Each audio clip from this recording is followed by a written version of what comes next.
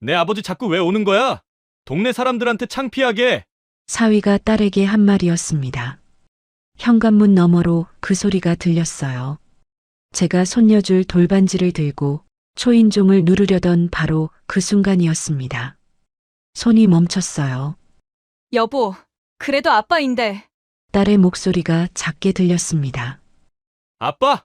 아빠가 해준 게 뭐가 있어? 그 아파트도 이제 내 이름이야. 솔직히 월세 30만 원짜리 사는 사람이 여기 오면 경비실에서 뭐라 하는 줄 알아? 심장이 멈추는 줄 알았습니다. 저는 그 자리에 서 있었어요. 초인종을 누르지도 돌아서지도 못한 채 손에 들린 작은 금반지 상자가 떨렸습니다. 석 달을 모아서 산 손녀 돌반지였어요. 여보, 제발 그런 말. 됐어. 다음에 오면 내가 직접 얘기할게. 이제 그만 좀 왔으면 좋겠다고. 그 말이 끝나기도 전에 저는 돌아섰습니다. 복도를 걸으면서 눈물이 흘렀어요. 소리를 내면 안 됐습니다. 딸이 들을까봐. 엘리베이터 안에서 거울을 봤어요. 늙고 초라하고 작아진 남자가 서 있었습니다. 10억짜리 아파트를 사준 아버지의 말로가 이거였어요. 63년을 살면서 그렇게 작아진 적은 처음이었습니다. 이 이야기는 3년 전으로 거슬러 올라갑니다. 이야기 시작 전 구독과 좋아요 부탁드려요. 따뜻한 마음 댓글로 남겨주시면 행운이 깃드시길 기도드리겠습니다. 3년 전이었습니다. 그때만 해도 저는 괜찮은 사람이었어요. 아니, 솔직히 말하면 꽤 잘 나가는 편이었습니다. 건설업을 30년 넘게 했어요. 맨손으로 시작해서 직원 40명까지 키웠습니다. 큰 부자는 아니었지만 먹고 사는데 부족함이 없었어요. 아파트 한 채에 상가 한 칸, 차 한 대, 60평생 흙 속에서 일궈낸 것들이었습니다. 그런데 제겐 그것보다 더 소중한 게 있었어요. 딸이었습니다. 아내를 일찍 보냈거든요. 딸이 12살 때였어요. 유방암이었습니다. 발견했을 때는 이미 늦었더라고요. 석 달을 버티다 갔어요. 장례식장에서 딸이 제 손을 꼭 잡았습니다. 아빠, 나 안 버리지? 그 말에 코끝이 찡했어요. 절대 안 버려. 아빠가 엄마 몫까지 다 해줄게. 그때 한 약속을 저는 진짜로 지키려고 했어요. 새벽 4시에 일어나서 도시락을 쌌습니다. 반찬이 서툴러서 딸이 웃었어요. 계란말이가 매번 찢어졌거든요. 그래도 딸은 한 번도 남긴 적이 없었습니다. 학부모 상담, 운동회, 졸업식? 한 번도 빠진 적 없어요. 현장에서 콘크리트 묻은 작업복 위에 점퍼 하나 걸치고 갔습니다. 다른 엄마들 사이에 혼자 앉아 있으면 시선이 느껴졌어요. 창피하진 않았습니다. 딸이 아빠 왔어 하고 웃으면 그걸로 됐거든요. 그렇게 20년을 키웠어요. 딸이 32살 되던 해에 결혼한다고 했습니다. 상대가 대기업 과장이라고 했어요. 처음 만났을 때 인상이 나쁘진 않았습니다. 아버님 반갑습니다. 깔끔한 양복에 반듯한 인사. 말투도 공손했어요. 딸을 바라보는 눈이 다정해 보였습니다. 이 정도면 괜찮겠다. 그때는 그렇게 생각했어요.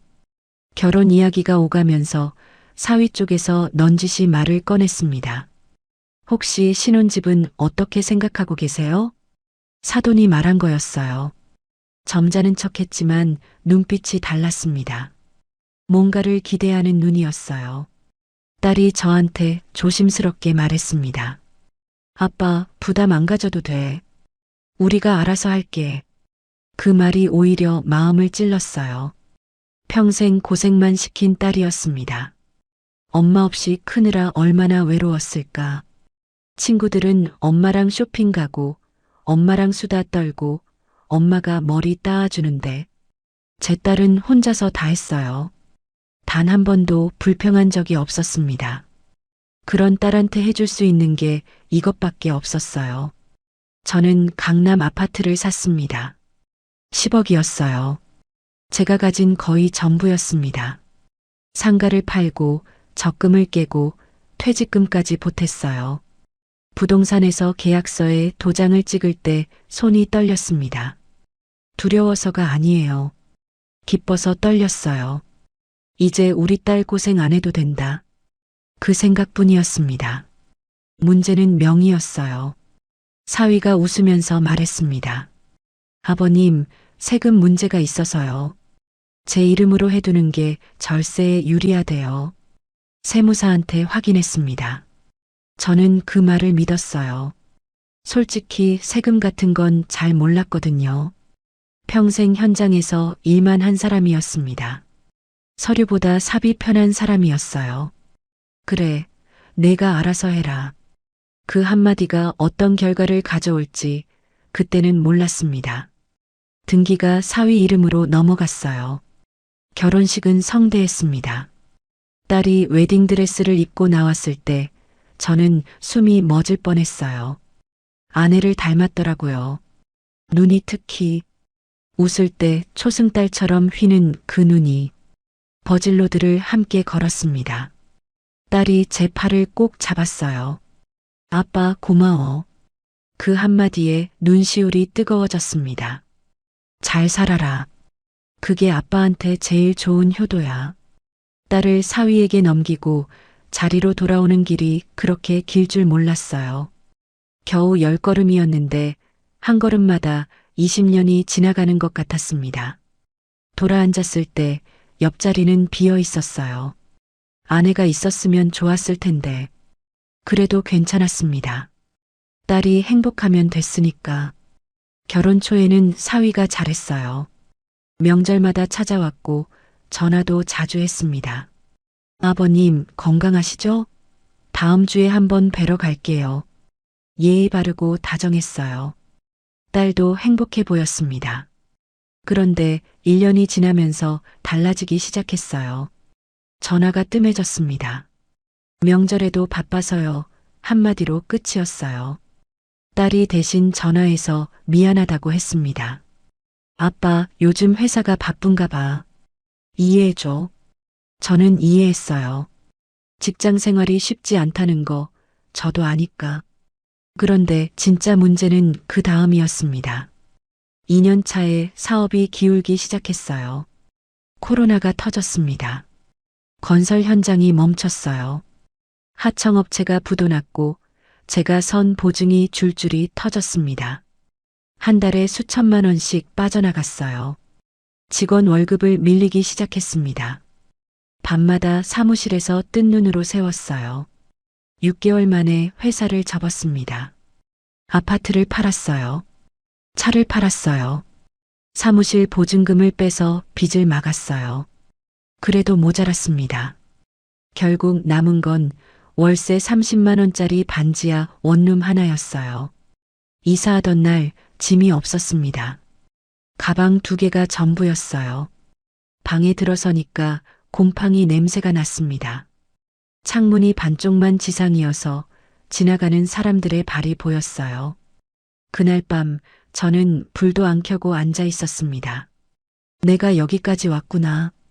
60년을 일했어요. 새벽부터 밤까지. 비가 오나 눈이 오나 딸 하나 잘 키워보겠다고 이 악물고 살았습니다. 그런데 남은 게 이거였어요. 반지하 원룸, 가방 2개, 그리고 딸한테 전화 한 통 못하는 체면. 딸한테는 말하지 말자. 그렇게 결심했습니다. 걱정시키고 싶지 않았거든요. 하지만 세상에 비밀은 없더라고요. 석 달쯤 지났을 때 딸이 알게 됐습니다. 제가 다니던 단골 식당 사장님이 딸한테 말한 거였어요. 아빠, 왜 말 안 했어? 전화 너머로 딸이 울고 있었습니다. 별일 아니야. 아빠가 다시 일어설 수 있어. 당장 우리 집으로 와. 방 하나 비워놓을게. 딸의 그 말이 얼마나 고마웠는지 모릅니다. 그런데 전화 너머로 희미하게 들렸어요. 사위의 목소리였습니다. 누구야? 아빠. 뭐? 또 무슨 일인데? 또라는 말이 가슴에 못처럼 박혔습니다. 저는 웃으면서 말했어요. 괜찮아. 아빠 혼자 잘 지낼 수 있어. 신경 쓰지 마라. 전화를 끊고 한참을 앉아 있었습니다. 아내 사진을 꺼내봤어요.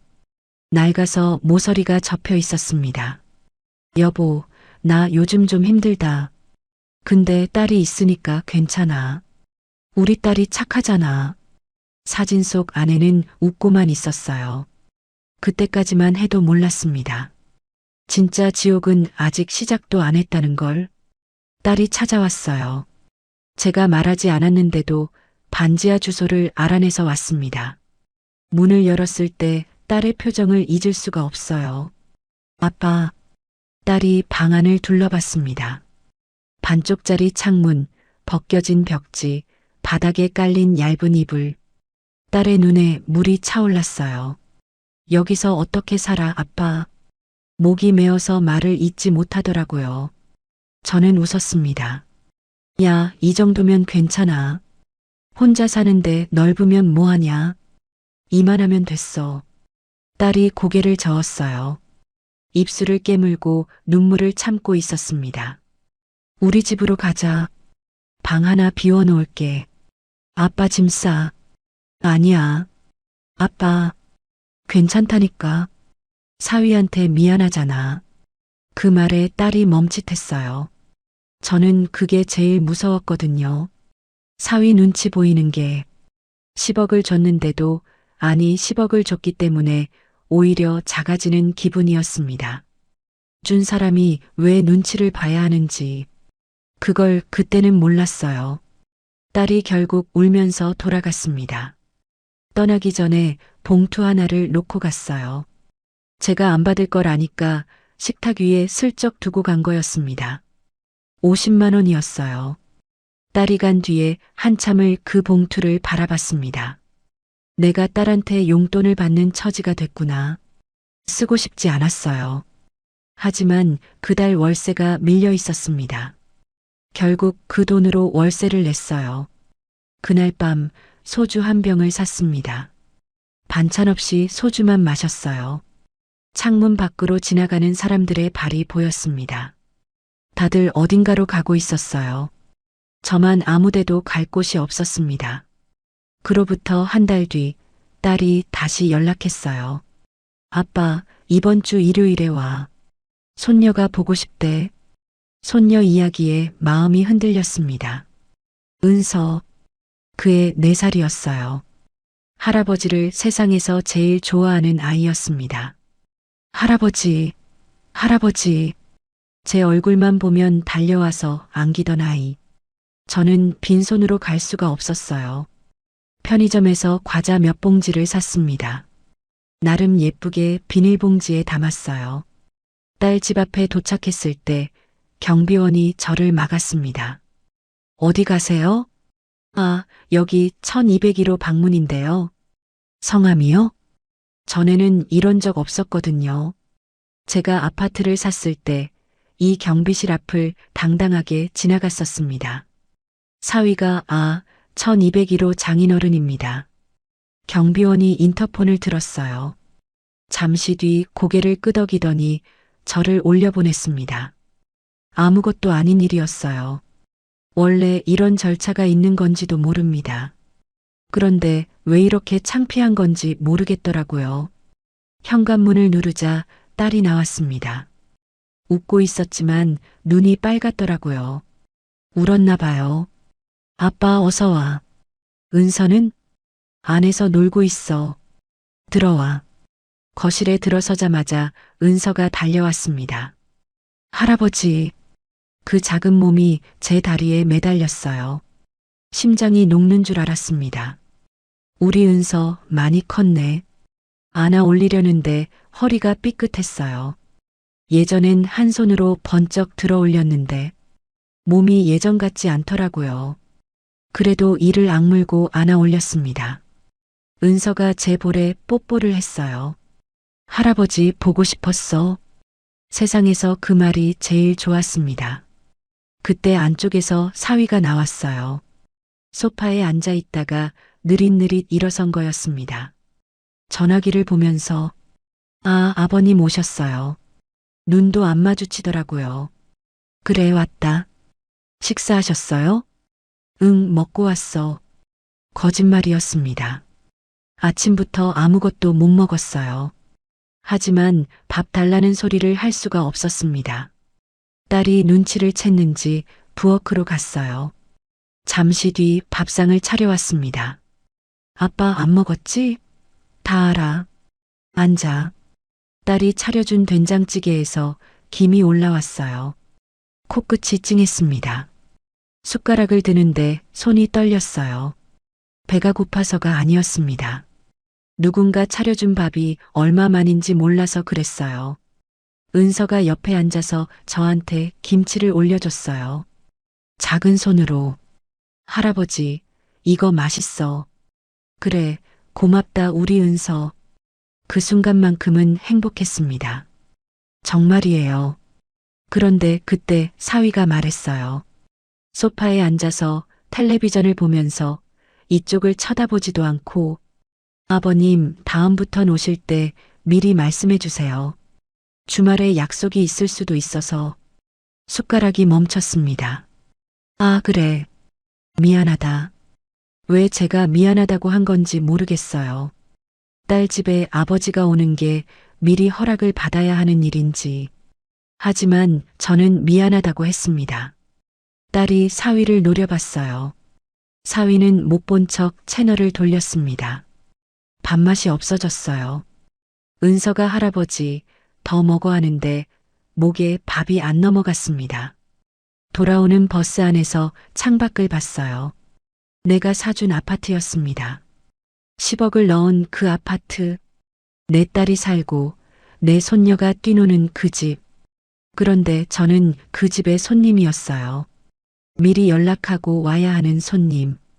경비실에서 확인받고 올라가야 하는 손님. 밥을 먹었냐는 질문에 거짓말을 해야 하는 손님. 버스가 반지하 원룸 근처 정류장에 섰습니다. 내리면서 아파트 단지를 뒤돌아봤어요. 18층 불빛이 보였습니다. 딸이 저기 있겠지. 은서가 저기서 자겠지.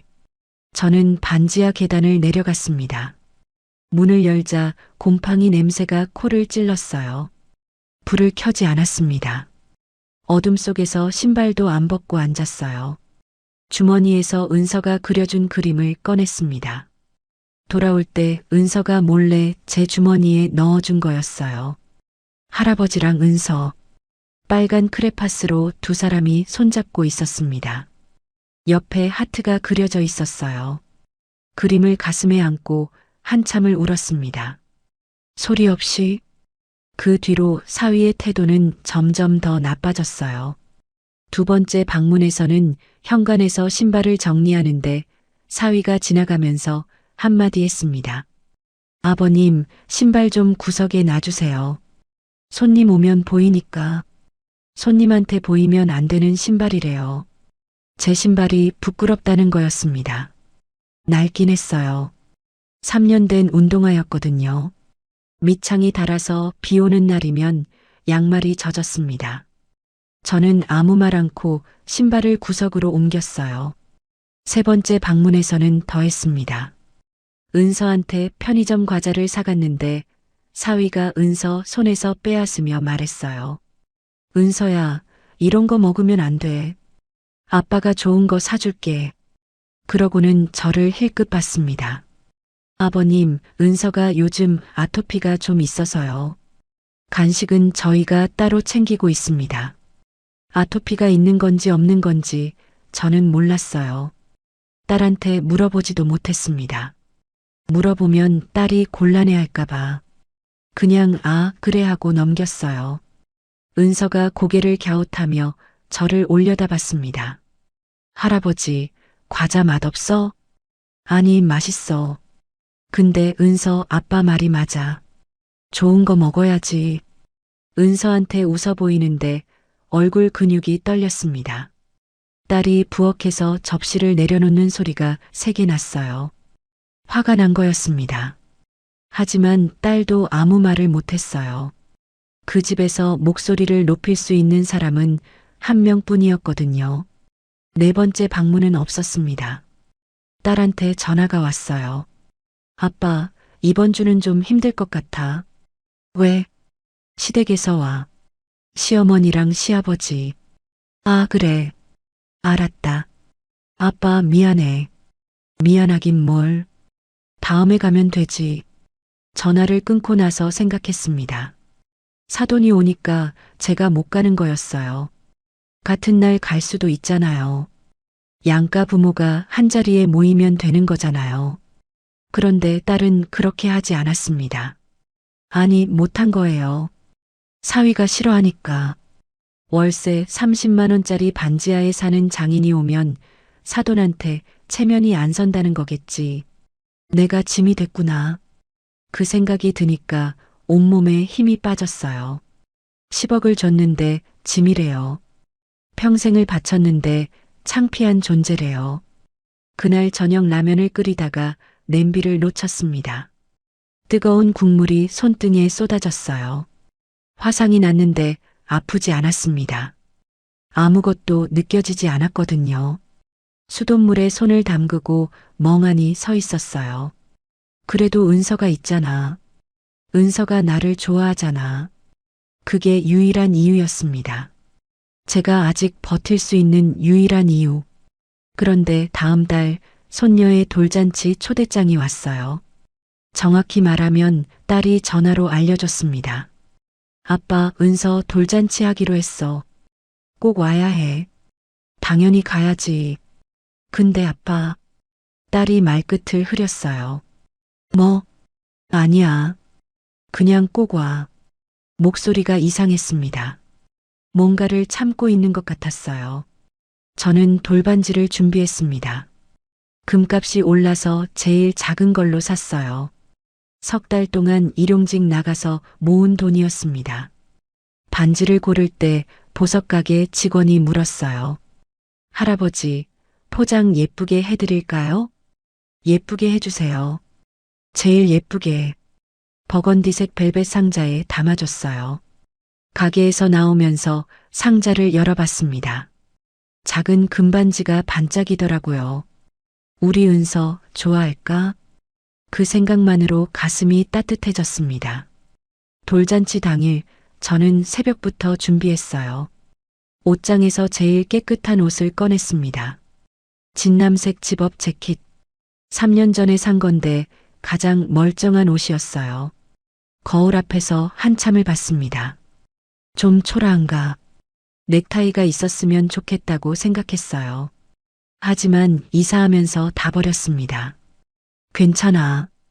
옷이 중요한 게 아니지. 은서 할아버지잖아. 버스를 2번 갈아탔습니다. 반지 상자를 재킷 안주머니에 넣고 손으로 꾹 누르며 갔어요. 혹시 떨어질까봐. 도착했을 때 현관 앞에서 초인종을 누르려 했습니다. 그때 문 너머로 목소리가 들렸어요. 사위의 목소리였습니다. 내 아버지 자꾸 오는 거야? 동네 사람들한테 창피하게. 저는 돌처럼 굳었습니다. 그 이후의 일은 여러분이 이미 아시는 대로입니다. 돌잔치 날이 밝았습니다. 여러분은 이미 아시잖아요. 현관문 앞에서 제가 무슨 소리를 들었는지. 내 아버지 자꾸 오는 거야? 동네 사람들한테 창피하게. 그 말을 듣고 돌아선 뒤에 이야기를 해야겠습니다. 엘리베이터에서 내려 로비를 지날 때 경비원이 저를 불렀어요. 어르신, 벌써 가세요? 아, 네. 급한 일이 생겨서요. 웃으면서 말했습니다. 경비원 앞에서 울 수는 없었거든요. 아파트 단지를 나오는데 다리에 힘이 없었어요. 벤치에 앉았습니다. 조경이 잘 된 단지였어요. 분수대가 있고 아이들 놀이터가 있고 산책로에 꽃이 피어 있었습니다. 제가 10억을 주고 산 아파트 단지였어요. 벤치에 앉아서 하늘을 봤습니다. 구름 한 점 없는 맑은 날이었어요. 은서 돌잔치하기 좋은 날씨였습니다. 주머니 속 반지 상자를 만졌어요. 아직 따뜻했습니다. 어떡하지? 돌아갈까? 아무것도 안 들은 척하고 초인종을 누를까? 은서가 할아버지 하고 달려올 텐데 그 얼굴이 보고 싶었어요. 하지만 문 너머로 들렸던 사위의 목소리가 귓가에 맴돌았습니다. 솔직히 월세 30만 원짜리 사는 사람이 여기 오면 경비실에서 뭐라 하는 줄 알아? 가슴이 쿵 내려앉았어요. 맞는 말이었거든요. 경비실에서 확인 전화를 했잖아요. 처음엔 그런 적 없었는데 제가 초라해지니까 절차가 생긴 거였습니다. 저는 벤치에서 일어났습니다. 그리고 돌아갔어요. 딸한테 전화 한 통을 했습니다. 은서야, 아빠인데. 아빠, 어디야? 곧 시작하는데. 아빠가 갑자기 몸이 좀 안 좋아서 오늘 못 갈 것 같다. 뭐? 아빠 아픈 거야? 어디가 아파? 아니, 큰 거 아니야. 감기 기운이 좀 있어서 은서한테 미안하다고 해줘.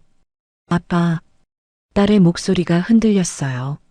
뭔가를 눈치챈 것 같았습니다. 진짜 감기야? 그래. 걱정 마. 은서 돌잔치 잘해. 사진 많이 찍어놔. 전화를 끊었습니다. 버스 정류장에 서 있는데 눈물이 흘렀어요. 닦지 않았습니다. 지나가는 사람들이 쳐다봐도 상관없었어요. 손녀 돌잔치에 할아버지가 못 가는 게 말이 됩니까? 석 달을 모아서 산 돌반지를 주지도 못하고 버스가 왔어요. 올라타면서 뒤를 돌아봤습니다. 아파트 18층 창문이 보였어요. 거기서 지금 제 손녀의 첫 번째 생일이 시작되고 있었습니다. 저 없이 반지하에 돌아와서 재킷을 벗지 않고 앉았어요. 반지 상자를 꺼내서 열어봤습니다. 작은 금반지가 형광등 불빛에 반짝였어요.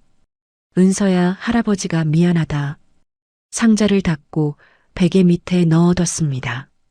그날 오후에 딸한테서 사진이 왔어요. 카카오톡으로. 은서가 한복을 입고 웃고 있었습니다. 돌잡이를 했나 봐요. 실을 잡은 것 같았어요. 장수한다는 뜻이래요.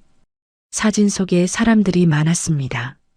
사위, 사돈, 사위 형제들, 친구들. 북적북적했어요.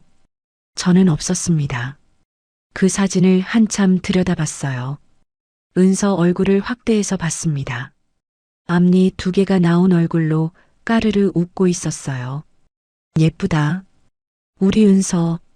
할아버지가 거기 있었어야 하는데. 딸이 메시지를 보냈어요. 아빠, 은서가 할아버지 어디 있냐고 물어봤어. 그 한 줄에 목이 메었습니다. 할아버지 감기 걸렸다고 해줘. 다 나으면 간다고. 알았어. 아빠 몸 챙겨. 그래. 핸드폰을 내려놓고 천장을 봤어요. 천장에 물 얼룩이 져 있었습니다. 누가 이 방에서 살다 갔는지 모르겠지만 그 사람도 이 천장을 보면서 이런 기분이었을까? 세상에 혼자 남겨진 기분. 3일 뒤에 딸이 찾아왔습니다. 반지하 문을 두드리는 소리가 났어요. 열었더니 딸이 서 있었습니다. 얼굴이 많이 부어 있었어요. 울었구나. 바로 알 수 있었습니다. 아빠, 왜 왔어? 바쁠 텐데. 들어가도 돼? 들어와. 딸이 방에 들어서더니 한참을 아무 말 없이 앉아 있었어요. 저도 아무 말 하지 않았습니다. 한참 뒤에 딸이 입을 열었어요. 아빠 감기 아니었지? 왜 안 왔어? 진짜 이유가 뭐야? 저는 말할 수 없었습니다. 사위가 한 말을 딸한테 전하면 딸이 얼마나 힘들겠어요. 자기 남편이 자기 아버지를 그렇게 말하는 걸 알면 진짜 몸이 안 좋았어. 괜찮아. 거짓말. 딸이 저를 똑바로 봤어요. 아빠는 내가 어릴 때부터 거짓말을 못했잖아. 눈을 못 마주치잖아. 들켰습니다. 저는 고개를 숙였어요. 은서 돌잔치 잘 됐냐? 아빠, 은서가 뭐 잡았다며. 실? 장수한다며. 아빠, 제발. 딸의 목소리가 갈라졌어요. 왜 안 왔는지 말해줘. 내가 뭘 잘못했어? 내가 잘못한 거 없어. 그럼 왜? 아빠가 안 오니까 은서가 울었어. 할아버지 어디 갔어? 하면서 현관문 앞에서 안 들어오려고 했어. 할아버지 기다린다고. 심장이 칼로 베이는 것 같았습니다. 은서가 현관문 앞에서 저를 기다렸다고요. 제가 서 있던 바로 그 자리에서 저는 입술을 깨물었어요. 울면 안 됐습니다. 딸 앞에서 울면 다 들키니까. 하지만 소용없었어요. 눈물이 흘렀습니다. 아빠, 미안하다. 뭐가 미안해? 다 미안하다. 아빠가 이렇게 돼서 은서한테 좋은 것도 못 사주고 내 집에 갈 때마다 눈치 보이고 딸이 제 앞에 무릎을 꿇었어요. 두 손으로 제 손을 잡았습니다. 아빠 무슨 소리야? 아빠가 왜 미안해? 아빠가 뭘 잘못했는데?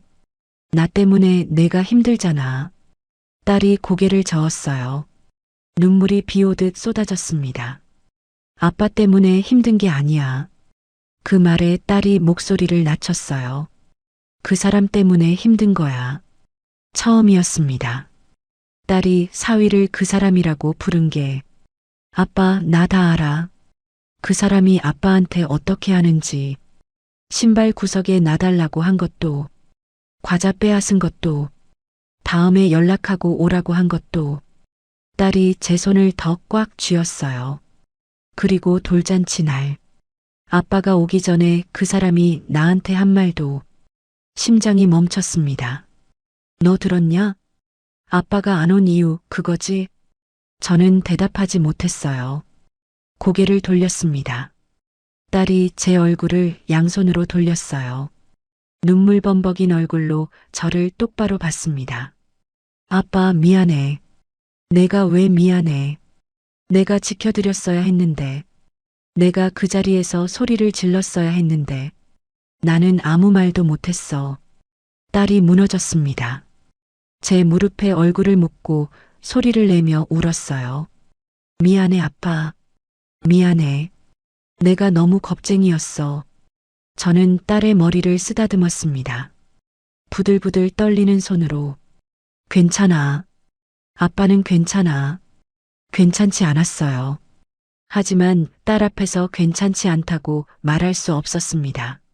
아버지니까. 딸이 한참을 울다가 고개를 들었어요. 눈이 벌겋게 부어 있었습니다. 아빠 나 결심했어. 뭘? 그 사람한테 말할 거야. 아빠한테 그러면 안 된다고. 하지 마.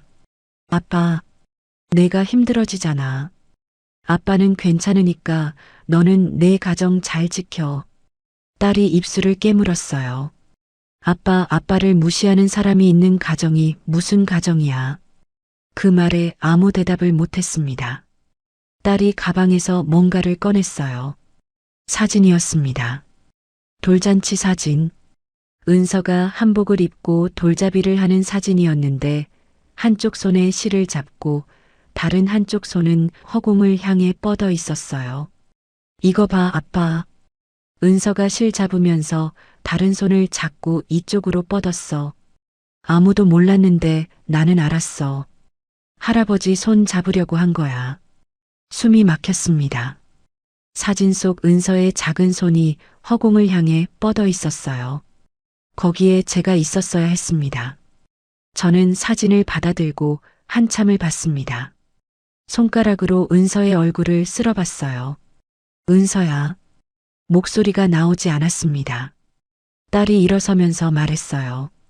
아빠, 이건 반지하 문제가 아니야. 돈 문제도 아니야. 그 사람이 아빠를 사람으로 안 보는 게 문제야. 그리고 나는 그걸 더 이상 참을 수 없어. 딸이 문 앞에서 돌아봤습니다. 아빠, 조금만 기다려. 내가 바꿀게. 문이 닫혔어요.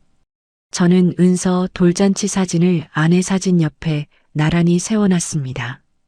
베개 밑에서 반지 상자를 꺼냈어요. 열어봤습니다. 작은 금반지가 여전히 반짝이고 있었습니다. 기다려라, 은서야.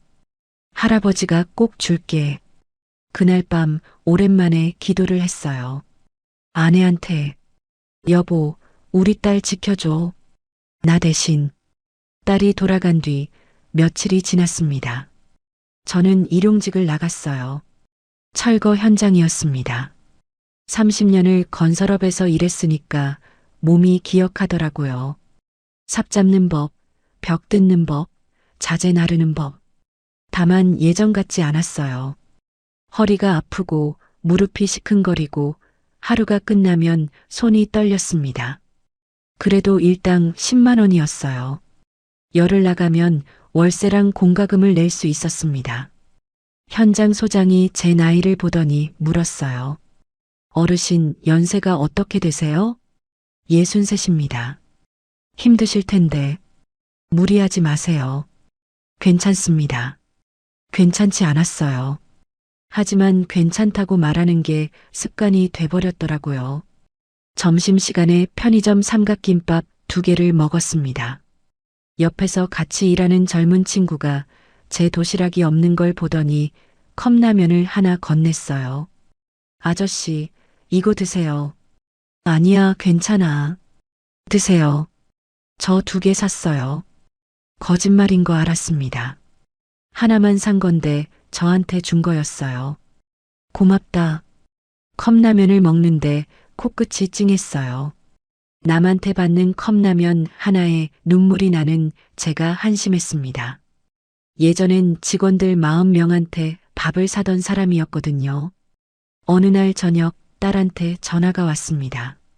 아빠, 나 할 말 있어. 목소리가 단단했어요. 뭔가를 결심한 사람의 목소리였습니다. 뭔데?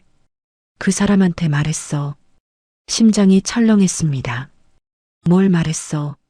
아빠한테 그렇게 하면 안 된다고. 아빠가 아니었으면 이 집도 없다고. 사람이 그러면 안 된다고. 그래서 딸이 잠깐 침묵했어요. 뒤집어졌어. 예상은 했습니다. 하지만 막상 듣자니 가슴이 쪼그라들었어요. 뭐라고 하던? 아빠한테 직접 말하기 좀 그런데. 다 말해봐. 딸이 숨을 고르더니 말했습니다. 그 아파트 그때 시세로 10억이지 지금 15억이야. 10억 가지고 이제 와서 생색이냐. 그리고 그 아파트 내 이름이야. 장인어른이 해준 건 이미 끝난 거야. 머리가 하얘졌어요. 그리고 당신 아버지가 돈이 있을 때는 아버지였지. 지금은 뭐야? 짐이지. 내가 틀린 말했어? 전화기를 쥔 손에 힘이 빠졌습니다. 짐. 그 한 글자가 칼날이 되어 가슴에 박혔어요. 아빠, 거기 있어? 있다. 아빠, 미안해. 이런 말 전하고 싶지 않았는데. 아니야. 말해줘서 고맙다. 아빠, 괜찮아. 끊자. 늦었다. 전화를 끊고 한참을 벽을 봤습니다. 짐이래요. 10억을 줬는데 짐이래요. 딸을 키우려고 새벽마다 일어나서 도시락을 싼 아버지가, 결혼식 버질로들을 함께 걸은 아버지가, 전 재산을 쏟아부은 아버지가, 돈이 없어지니까 짐이래요. 그날 밤 잠이 오지 않았습니다. 천장을 보면서 생각했어요. 내가 뭘 잘못한 건지, 어디서부터 틀어진 건지. 답은 간단했습니다. 명의를 사위 이름으로 한 것. 그게 시작이었어요. 세금 핑계였습니다. 절세에 유리하다면서, 세무사한테 확인했다면서. 거짓말이었을까요? 아니면 진짜였을까요? 지금 와서는 그게 중요하지 않았습니다. 결과는 하나였어요.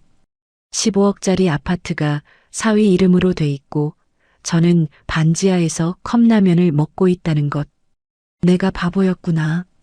그때 처음 분노가 올라왔습니다. 서러움이 아니었어요. 슬픔도 아니었어요. 분노였습니다. 나를 이용한 거야. 처음부터. 깔끔한 양복, 공손한 인사, 아버님 감사합니다. 그 말투, 다 연기였을까? 아니, 아닐 수도 있어. 사람이 원래 돈 앞에서 변하는 거야. 저는 머리를 흔들었어요. 그래도 사람이 그러면 안 되지. 분노가 부글부글 끓었습니다. 하지만 당장은 할 수 있는 게 없었어요. 돈도 없고 힘도 없고 증거도 없었습니다. 저는 분노를 삼켰습니다. 아직은 그 주 일요일 뜻밖의 전화가 왔어요. 형? 낯익은 목소리였습니다. 5초쯤 걸렸어요. 누군지 알아내는데. 치수야? 박치수. 30년 전에 제 밑에서 일하던 후배였습니다. 제가 건설업을 시작했을 때 24짜리 애송이로 들어와서 현장 잡일부터 시작한 친구였어요. 형, 나야. 오랜만이다. 야, 너 어떻게 내 번호를 알았어? 형, 옛날 직원이 알려줬어. 형이 요즘 좀 힘들다면서? 가슴이 뜨끔했습니다. 소문이 돌고 있는 거였어요. 뭐, 그런 거지. 너는 잘 지내냐? 형, 나 지금 잘 돼. 형이 그때 도와줘서. 치수가 말을 이었어요. 기억나? 내가 27에 어머니 수술비 때문에 쩔쩔맸을 때 형이 500만 원 빌려줬잖아. 기억났습니다. 치수 어머니가 담낭 수술을 받아야 했는데 돈이 없었어요. 치수가 울면서 찾아왔을 때 제가 봉투 하나 건넸습니다. 갚지 마. 형이 주는 거야. 형, 그 돈 안 갚은 거 나 아직도 마음에 걸려. 옛날 일이야. 됐어. 안 됐어. 형, 나 지금 인테리어 회사 하고 있어. 작지는 않아. 직원 15명이야. 오, 잘 됐다. 형, 나한테 와. 같이 일하자. 뜬금없는 말이었어요. 뭐? 건설 컨설팅이 필요해. 형만큼 현장 아는 사람 없잖아. 30년 경력이 어딜까? 형이 와주면 나한테도 큰 도움이야. 치수야, 나 지금 상황이. 알아. 다 알아. 그래서 전화한 거야. 치수의 목소리가 진지해졌어요. 형, 나 형한테 빚진 거 갚을 때가 됐어. 이건 동정이 아니야. 진짜 필요해서 그래. 저는 한참을 말하지 못했습니다. 형, 일단 만나자. 밥이나 먹으면서 얘기하자. 그래. 전화를 끊고 나서 한참 동안 멍하니 앉아 있었어요. 30년 전에 건넨 500만 원이 이렇게 돌아올 줄은 몰랐습니다. 10억을 줬더니 짐 취급하는 사위가 있고 500만 원 받았다고 30년을 기억하는 후배가 있고 사람이 뭔지 돈이 뭔지 그날 처음 제대로 느꼈습니다. 다음 주에 치수를 만났어요. 강남의 작은 식당이었습니다. 치수가 밝은 얼굴로 나왔어요. 예전에 깡마른 애송이였는데 어느새 배가 좀 나오고 머리가 반백이 됐더라고요. 그래도 눈빛은 그대로였습니다. 반짝반짝한 눈. 형, 오랜만이야. 덥석 안겼습니다. 그 포옹이 따뜻하더라고요. 야, 늙었다. 형이나. 밥을 먹으면서 이런저런 이야기를 했어요. 옛날 현장 이야기, 직원들 근황, 업계 돌아가는 상황. 밥을 다 먹고 치수가 진지하게 말했습니다. 형, 솔직히 말할게. 뭔데? 형 사위 이야기, 나도 들었어. 숟가락을 내려놓았습니다. 누구한테? 업계가 좁잖아. 형이 10억짜리 아파트를 사위한테 줬는데 사위가 형을 개무시한다는 거. 소문 다 돌아. 창피했어요. 고개를 숙였습니다. 형, 고개 숙이지 마. 치수가 제 어깨를 잡았어요. 잘못한 건 형이 아니야. 부끄러운 건 형이 아니라고. 형, 내가 하나만 물어볼게. 뭔데? 아파트 명의가 사위 이름이라며? 그래. 등기 넘길 때 서류 어떻게 했어? 증여로 했어. 매매로 했어? 그건 사위가 알아서 했어. 세금 문제 때문에 자기 이름으로 하는 게 좋다고. 치수의 눈이 가늘어졌어요. 형, 그거 이상해.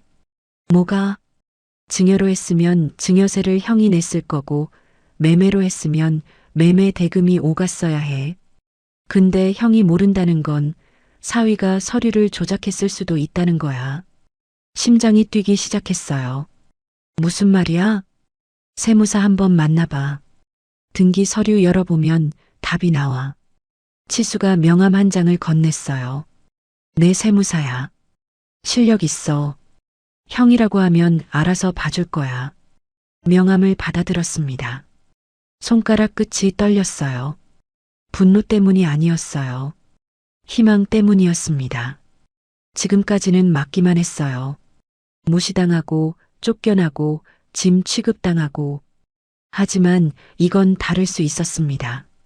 사위가 뭔가를 숨기고 있을지도 모른다는 것. 그리고 그걸 밝혀낼 수 있을지도 모른다는 것. 치수가 웃으면서 말했어요. 형, 아까 내가 형한테 빚진 거 갚을 때가 됐다고 했지? 그래. 500만 원은 돈으로 못 갚아. 30년을 기다린 은혜는 돈이 아니거든. 치수가 소주잔을 들었습니다.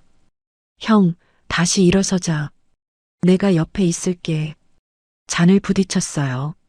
소주가 목을 타고 내려갔습니다. 쓰지 않았어요. 오랜만에 술이 달았습니다.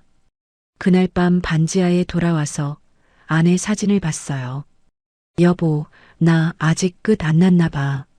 사진 속 아내가 웃고 있었습니다. 은서한테 돌반지 꼭 줄 거야. 기다려. 베개 밑에서 반지 상자를 꺼냈습니다. 열어봤어요. 작은 금반지가 반짝였습니다. 전에는 슬프게 반짝였는데 그날은 다르게 보였어요. 약속처럼 반짝였습니다. 치수가 소개해준 세무사를 만난 건 그 주 수요일이었습니다. 사무실이 깔끔했어요. 젊은 세무사였습니다. 30 중반쯤 돼 보였어요. 치수가 미리 이야기를 해놨는지 저를 보자마자 자리를 권했습니다. 앉으세요, 어르신. 박치수 사장님한테 이야기 들었습니다. 네, 감사합니다. 단도직입적으로 여쭤볼게요. 아파트 등기를 사위분 이름으로 넘기셨을 때 증여 계약서에 서명하셨습니까? 그게 사위가 알아서 한다고 해서요. 서류를 몇 장 줬는데 어디에 서명한 건지 정확히 기억이 안 납니다. 세무사가 안경을 축해 올리며 고개를 끄덕였어요. 등기부등본을 열어볼게요. 주소를 알려주시면 됩니다. 주소를 불러줬습니다. 세무사가 컴퓨터를 두드리더니 화면을 돌려 보여줬어요. 여기 보세요. 화면의 숫자들과 한자가 빼곡했습니다. 저는 그런 서류를 읽는데 익숙하지 않았어요. 쉽게 설명해 주시겠습니까? 세무사가 볼펜으로 한 줄을 짚었습니다. 이 아파트는 현재 사위분 단독 명의입니다. 그건 어르신도 알고 계시죠? 네. 문제는 이겁니다. 세무사가 다른 줄을 짚었어요. 이 아파트에 근저당이 설정돼 있습니다. 5억 원. 근저당이요? 쉽게 말하면 사위분이 이 아파트를 담보로 은행에서 5억을 대출받았다는 뜻입니다. 심장이 쿵 떨어졌어요. 5억을요? 네. 설정일이 2년 전입니다. 어르신, 이거 아셨습니까? 전혀 몰랐습니다. 세무사가 잠시 침묵했어요. 그러더니 조심스럽게 말했습니다. 어르신, 하나만 더 확인해도 될까요? 네.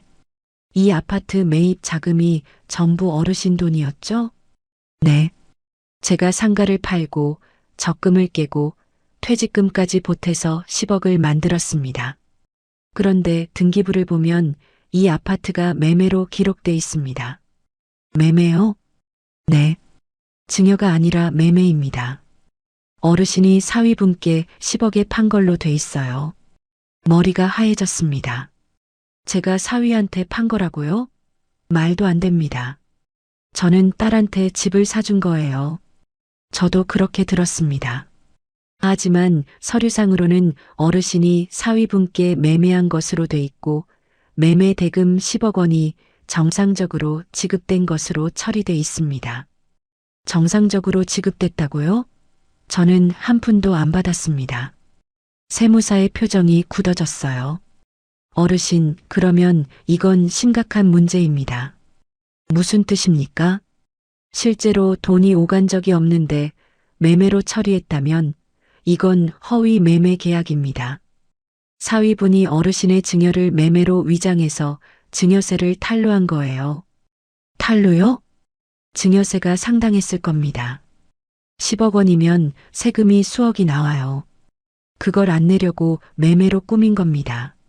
세무사한테 확인했다고 했는데 어르신, 그 세무사가 사위분 세무사 아닙니까? 입이 떡 벌어졌습니다.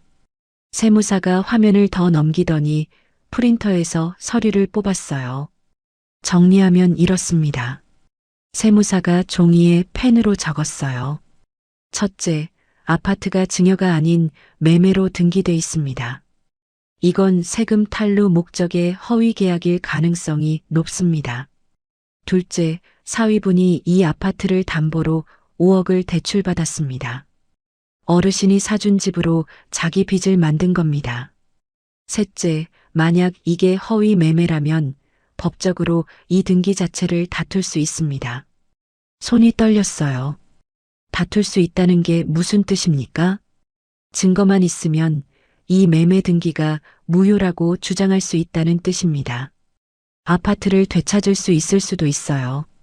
숨이 멎는 줄 알았습니다. 되찾을 수 있다고요? 쉽지는 않습니다. 하지만 불가능한 것도 아닙니다. 핵심은 증거예요. 무슨 증거가 필요합니까? 어르신이 매매 대금을 한 푼도 안 받았다는 걸 증명할 수 있으면 됩니다. 통장 거래 내역, 입금 기록 부재, 그리고 가능하면 사위분이 이걸 증여라고 인정하는 발언이 있으면 결정적이에요. 통장 거래 내역은 은행에서 받을 수 있습니까? 10년까지는 가능합니다. 7년 전이면 충분히 남아 있어요. 세무사가 서류를 정리해서 봉투에 넣었어요. 어르신, 이거 가지고 계세요. 법적 조치를 하실 거라면 변호사도 소개해 드리겠습니다. 감사합니다. 세무사 사무실을 나오면서 봉투를 가슴에 안았어요. 심장이 빠르게 뛰었습니다. 7년 동안 몰랐던 진실이었습니다. 내가 딸한테 사준 아파트를 사위가 자기한테 매매한 것으로 꾸며놓고 그 위에 5억을 대출받았다. 분노가 차올랐어요. 하지만 아직은 참았습니다. 증거를 모아야 했으니까. 그날 저녁 딸한테 전화했습니다. 은서야, 아빠 무슨 일이야? 하나만 물어볼게. 그 아파트 담보대출 된 거 알고 있었어? 전화 너머로 딸이 숨을 들이쉬는 소리가 들렸어요. 아빠, 그걸 어떻게 알았어? 알고 있었구나. 아빠, 나도 얼마 전에 알았어. 남편 서재에서 서류를 봤어. 얼마? 5억. 나한테 왜 말 안 했어? 딸이 잠깐 침묵했어요. 아빠한테 어떻게 그런 말을 해? 아빠가 사준 집을 담보로 대출받았다는 걸 아빠가 얼마나 상처받을까 생각하니까. 은서야. 네. 그 집 매매로 돼 있는 거 알아? 매매? 무슨 매매? 딸은 몰랐습니다. 등기가 매매로 처리된 걸 몰랐어요. 아빠가 사위한테 10억에 집을 판 걸로 돼 있어. 아빠는 한 푼도 안 받았는데. 뭐? 딸의 목소리가 날카로워졌어요. 아빠, 그게 무슨 소리야? 아빠가 사준 건데. 왜 매매야? 사위가 그렇게 했어. 증여세 안 내려고. 전화 너머로 딸이 거칠게 숨을 쉬는 소리가 들렸습니다. 그 사람이 그렇게까지. 은서야, 침착해. 침착하라고? 아빠, 이건 사기잖아. 딸의 목소리가 떨렸어요. 분노와 배신감이 뒤섞인 떨림이었습니다. 아빠, 나 이제 진짜 못 참겠어. 기다려. 뭘 기다려? 아빠가 하는 거 있어. 섣불리 움직이면 안 돼. 아빠, 증거를 모으고 있어. 확실하게 해야 돼. 내 인생이 걸린 문제야. 딸이 한참 말이 없었어요.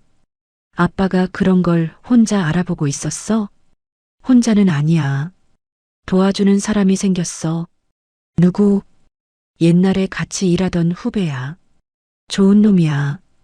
딸이 또 울었습니다. 이번엔 다른 울음이었어요. 서러움이 아니라 안도.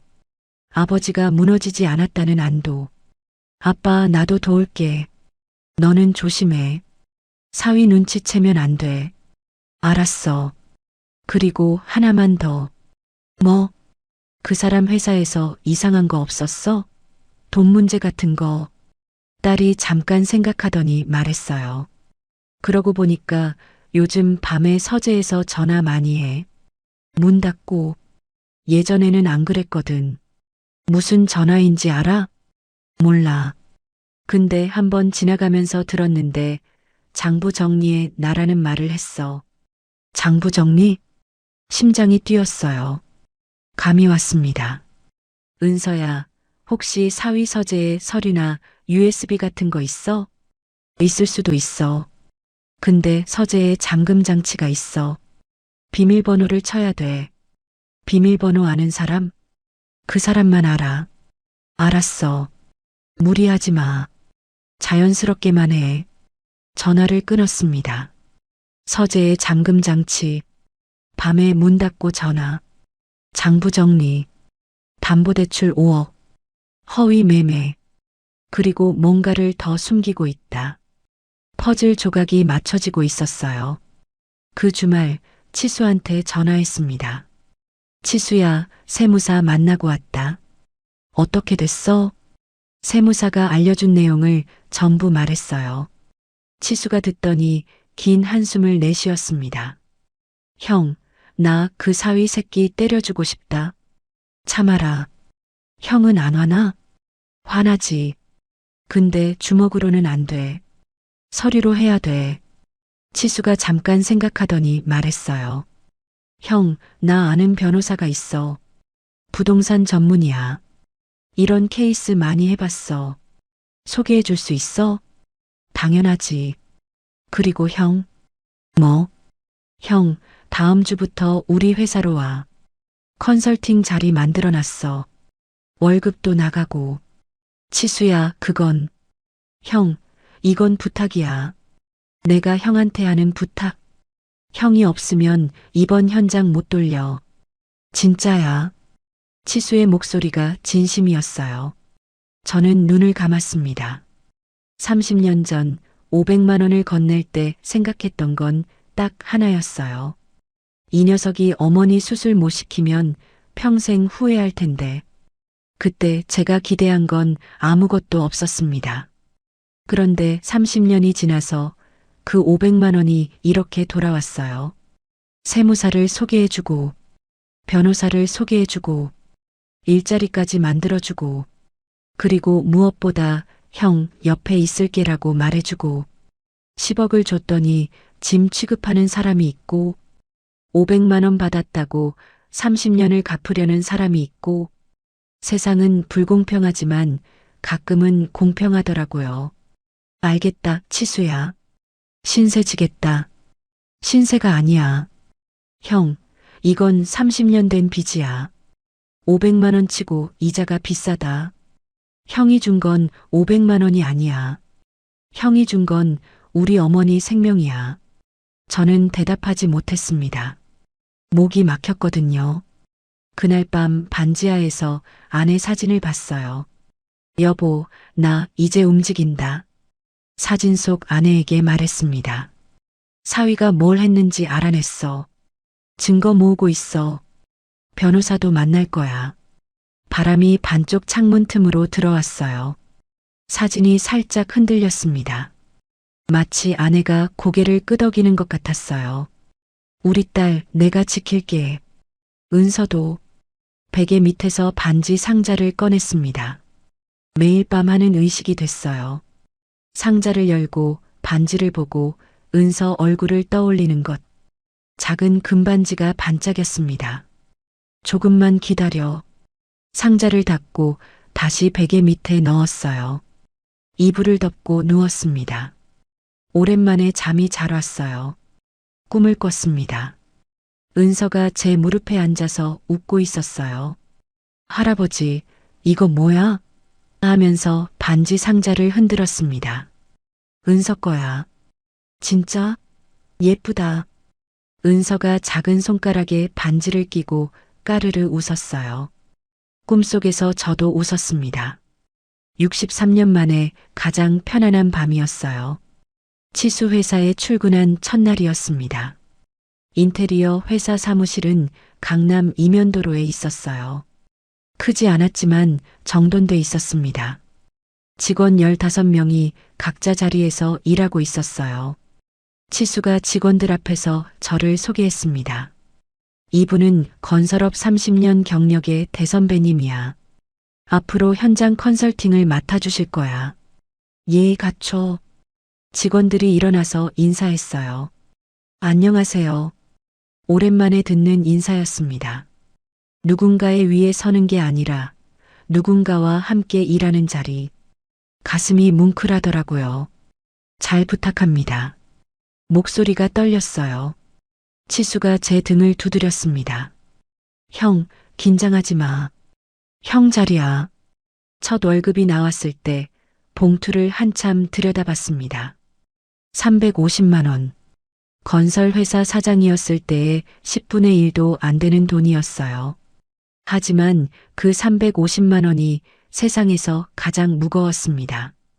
반지하 월세를 내고 공과금을 내고 밥을 사 먹고도 남았어요. 남는 돈은 통장에 넣어뒀습니다. 변호사 비용이 필요할 테니까. 변호사를 만난 건 출근 2주 차였습니다. 치수가 소개해준 변호사는 50대 여성이었어요. 부동산 전문. 날카로운 눈에 말이 빨랐습니다. 사건 내용 들었습니다. 세무사가 정리한 서류도 봤고요. 변호사가 서류를 펼쳤어요. 결론부터 말씀드릴게요. 승산은 있습니다. 정말입니까? 네. 핵심은 3가지예요.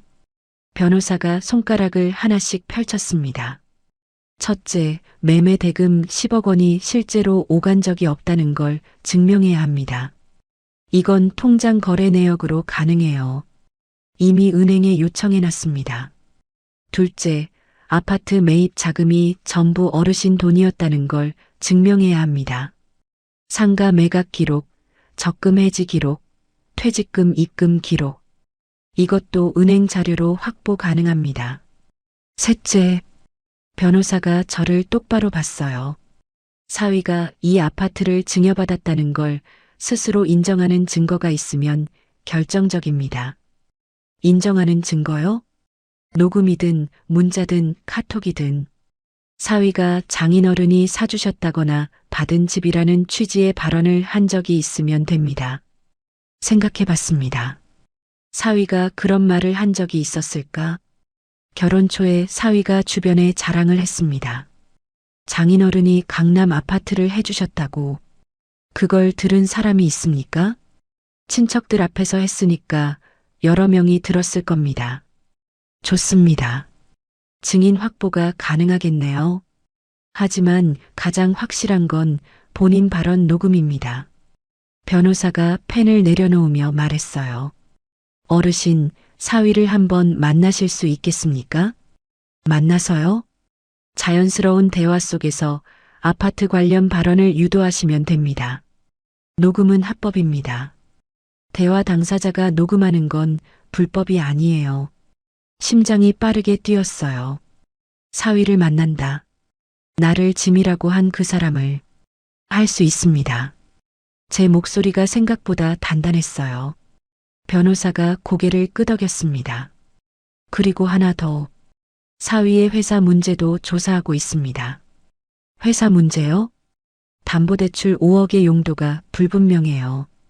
개인 소비에 쓴 건지 사업에 투자한 건지. 만약 사위가 회사 공금을 횡령하고 있다면 이건 별도의 형사사건이 됩니다.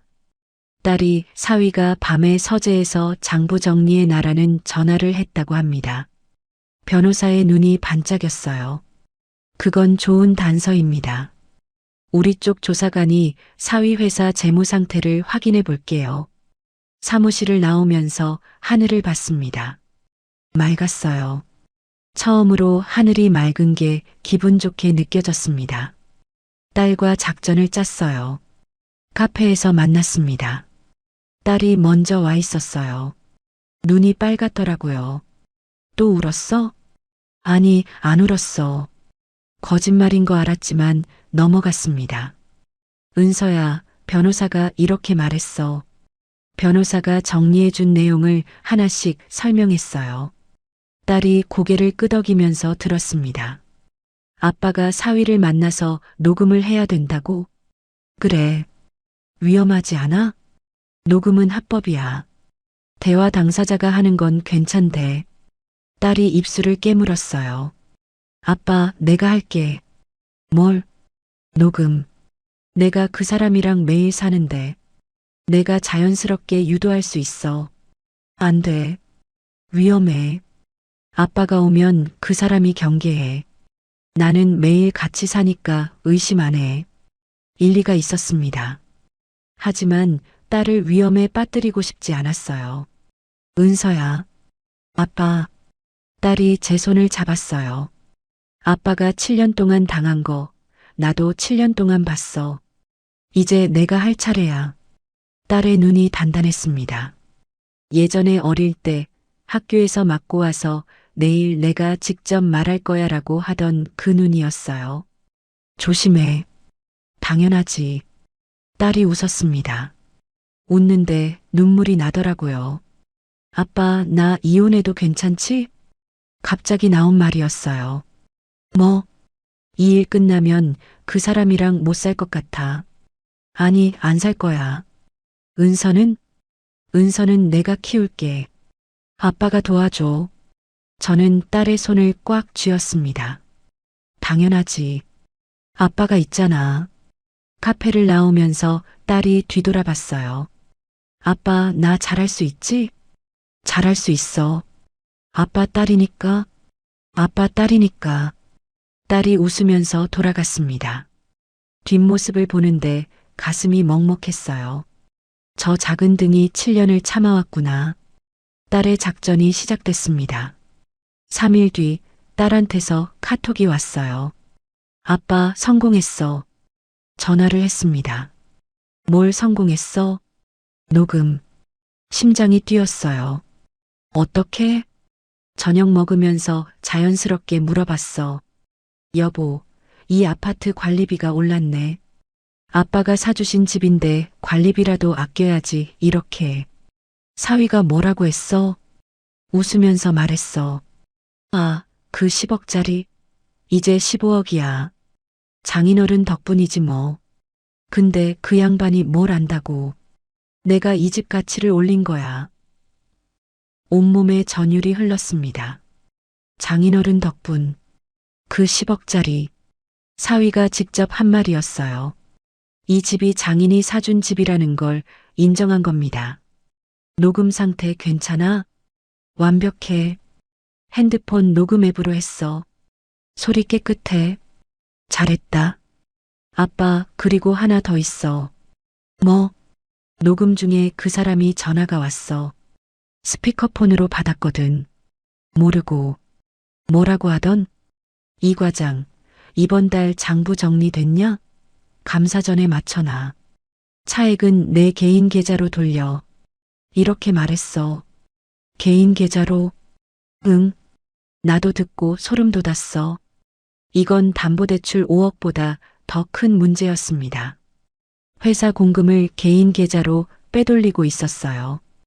횡령이었습니다. 은서야, 그것도 녹음됐어? 됐어. 전부 다. 파일 백업해놔. 클라우드에. 혹시 모르니까. 벌써 했어. 딸이 꼼꼼했습니다. 제가 못 가르친 걸 세상이 가르쳐 준 거였어요. 아빠, 이 정도면 충분해? 충분해. 넘치고도 남아. 변호사한테 녹음 파일을 전달했습니다. 변호사가 헤드폰을 끼고 녹음을 듣더니 눈을 크게 떴어요. 어르신, 이거 대박입니다. 쓸만합니까? 쓸만한 정도가 아니에요. 두 가지가 한 번에 잡혔어요. 변호사가 손가락을 펼쳤습니다. 하나, 사위가 아파트를 장인어른이 사줬다고 직접 인정했습니다. 장인어른 덕분이라는 말은 이 집이 증여라는 걸 스스로 시인한 거예요. 매매가 허위라는 핵심 증거가 됩니다. 둘, 회사 공금을 개인 계좌로 이체하라는 지시를 녹음했습니다. 이건 업무상 횡령 혐의의 직접 증거예요. 변호사가 서류를 정리하며 말했어요. 통장 거래 내역도 확보했습니다. 7년 전 아파트 매입 당시 사위 계좌에서 어르신 계좌로 10억이 입금된 기록이 없습니다. 매매 대금이 실제로 오간 적이 없다는 뜻이에요. 그러면 허위 매매 등기 취소 소송을 걸 수 있습니다. 그리고 횡령건은 별도로 형사고발이 가능해요. 변호사가 저를 바라봤어요. 어르신, 어떻게 하시겠습니까? 저는 잠깐 생각했습니다. 그냥 소송을 걸 수도 있었어요. 조용하게. 하지만 그러고 싶지 않았습니다. 7년이었어요. 7년 동안 무시당하고 쫓겨나고 짐 취급당하고 손녀 돌잔치에도 못 간 7년. 조용하게 끝낼 수 없었습니다. 변호사님, 하나만 부탁드리겠습니다. 말씀하세요. 다음 주 일요일에 사위네 집에서 가족 모임이 있습니다. 사돈도 오고 사위 형제도 옵니다. 네, 거기서 하겠습니다. 변호사가 잠깐 멈칫했어요. 공개적으로요? 네, 모든 사람 앞에서 사위가 뭘 했는지 다 알게 해야 합니다.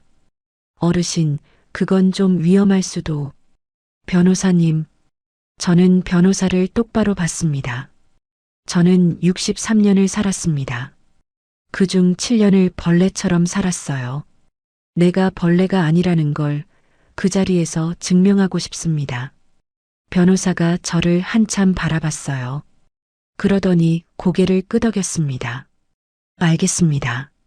제가 준비하겠습니다.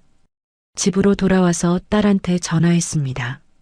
은서야, 아빠 변호사 모레 다음 주 일요일 가족 모임 내가 간다. 아빠가? 사위가 싫어할 거야.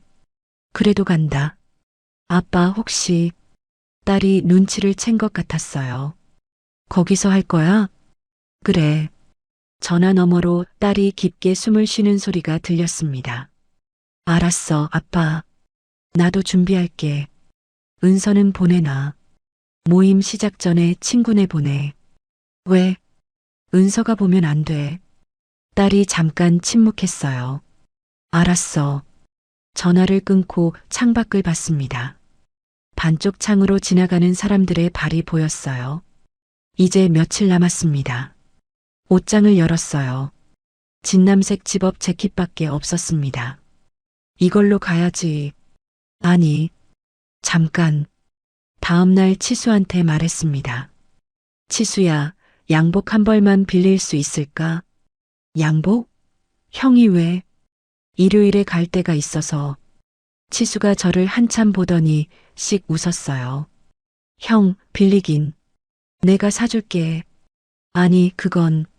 형, 이것도 500만 원 이자야. 가만히 있어. 치수가 저를 백화점에 데려갔습니다. 양복 매장이었어요. 점원이 다가왔습니다. 어떤 걸로 찾으세요? 치수가 대답했어요. 이분한테 제일 어울리는 걸로. 깔끔하고 품위 있게. 점원이 양복을 몇 벌 가져왔습니다. 저는 차콜 그레이 정장을 골랐어요. 거울 앞에 섰습니다. 치수가 뒤에서 봤어요. 형, 멋있다. 거울 속 남자가 달라 보였습니다. 반지하에서 라면 먹던 남자가 아니었어요. 건설 회사를 30년 운영한 남자. 딸을 혼자 키운 남자. 10억을 벌어서 자식한테 전부 준 남자. 그 남자가 거울 속에 서 있었습니다. 치수야. 응. 고맙다. 말 줄여, 형. 치수가 양복에 맞는 넥타이까지 골라줬어요. 짙은 남색이었습니다. 형, 일요일에 뭐 하려는 거야? 사위한테 할 말이 있어. 형 혼자가? 딸이랑 같이. 치수가 잠깐 생각하더니 말했어요. 나도 갈까? 아니야. 이건 가족 일이야. 형, 나도 가족이야. 그 말에 웃음이 났어요. 진짜로. 괜찮아. 내가 할 수 있어. 치수가 제 어깨를 탁 쳤습니다. 형, 그놈 박살내. 박살은 안 내. 서류로 조용히 끝내. 그게 더 무섭지. 치수가 웃었어요. 저도 웃었습니다. 그날 밤 반지하에 돌아와서 양복을 옷걸이에 걸었습니다. 좁은 방에 양복이 걸려 있으니까 이상한 풍경이었어요. 곰팡이 핀 벽에 차콜 그레이 정장이라니. 하지만 어울리지 않는 건 양복이 아니었습니다. 이 방이 어울리지 않는 거였어요. 아내 사진을 봤습니다. 여보, 일요일에 간다. 베개 밑에서 반지 상자를 꺼냈어요. 은서한테 이거 줄 수 있을 것 같아. 작은 금반지가 반짝였습니다. 이번에는 약속이 아니었어요. 예고였습니다. 일요일이 왔습니다. 새벽 5시에 눈이 떠졌어요. 잠을 설쳤습니다. 긴장돼서가 아니었어요. 오히려 이상할 정도로 차분했습니다. 세수를 하고 거울을 봤어요.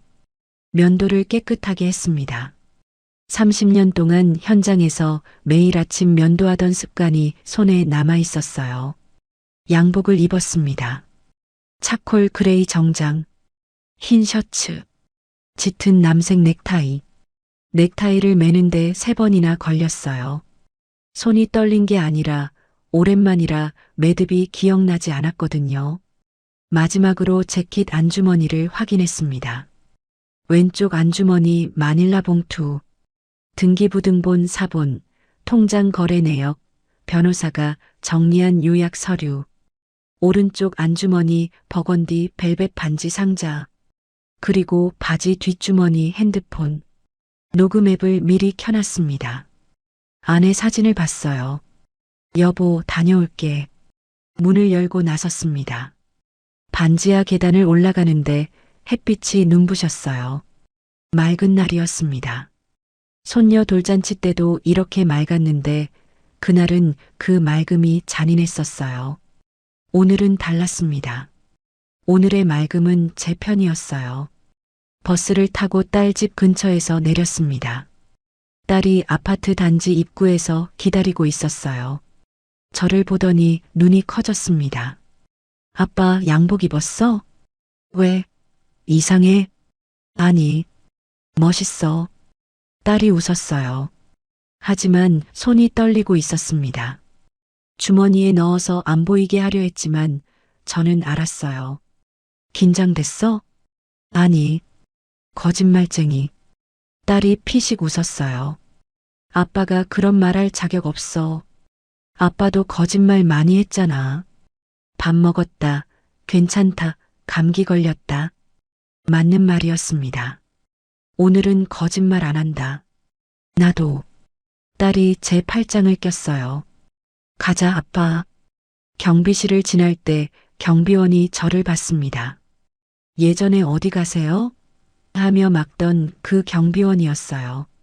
이번에는 아무 말 없이 고개를 숙였습니다. 양복의 힘이었을까요? 아니면 제 표정이 달라졌을까요? 엘리베이터를 탔어요. 18층 버튼을 눌렀습니다. 엘리베이터가 올라가는 동안 딸이 말했어요. 은서는 친구네 보냈어. 저녁에 데리러 가면 돼. 잘했어. 사돈 부부가 벌써 와 있어. 사위 형이랑 형수도. 사위는 거실에서 텔레비전 보고 있어. 아빠 오는 거 몰라. 내가 온다고 안 했어? 안 했어. 그 사람이 알면 막을 거잖아. 딸이 저를 똑바로 봤어요. 아빠, 마지막으로 물어볼게. 정말 할 거지? 안다. 후회 안 하지? 7년을 후회했어.